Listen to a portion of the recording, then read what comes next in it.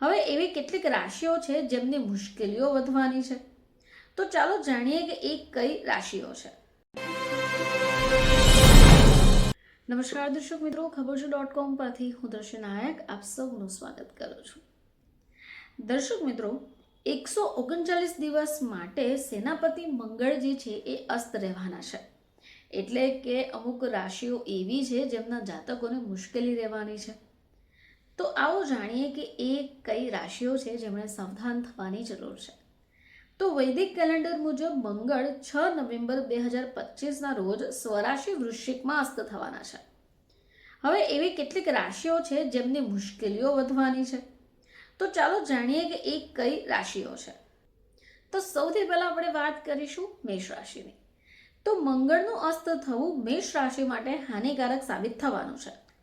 કારણ કે મંગળ જે છે એ તમારી રાશિના 8મા ઘરમાં અસ્ત થશે અને આ દિવસો દરમિયાન તમે માનસિક તણાવ અનુભવી શકો, નાણાકીય નુકસાન થવાની શક્યતા, સાથે તમારા જીવનસાથી સાથે વાતચીતનો અભાવ તમારી સમસ્યાઓનું કારણ બની શકે. આ એ સમય છે જે દરમિયાન તમારું સ્વાસ્થ્ય બગડી શકે, તમને પગ અને પીઠનો દુખાવો પણ થઈ શકે. ચાલો જાણીએ બીજી રાશિ એટલે મિથુન વિશે.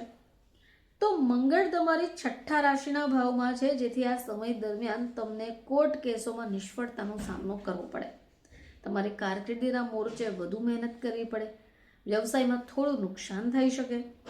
મંગળના અસ્તથી તમારા ખર્ચમાં વધારો પણ થઈ શકે, એ સાથે ગુપ્ત દુશ્મનો સાથે તમને થોડી મુશ્કેલીઓ પણ પહોંચાડી શકે છે.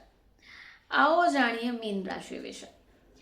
તો મંગળનું અસ્ત થવું મીન રાશિ માટે હાનિકારક સાબિત થઈ શકે છે. મંગળ તમારી રાશિથી 9મા ભાવમાં છે, એટલે આ સમય દરમિયાન તમને તમારા કામમાં નસીબનો સાથ ન મળે. કેટલીક કૌટુંબિક સમસ્યાઓ તમને પરેશાન કરી શકે. તમે તમારા પિતાના સ્વાસ્થ્ય પર પૈસા ખર્ચ કરવા પડી શકે છે. હવે એની સાથે તમે કેટલીક બિનજરૂરી મુસાફરી પણ કરી શકો.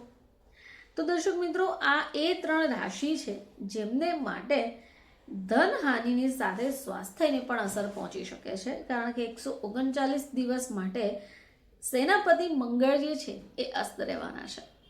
ફરીથી આપ સમક્ષ હાજર થઈશું. ત્યાં સુધી જોતા રહેજો ખબરછો.com.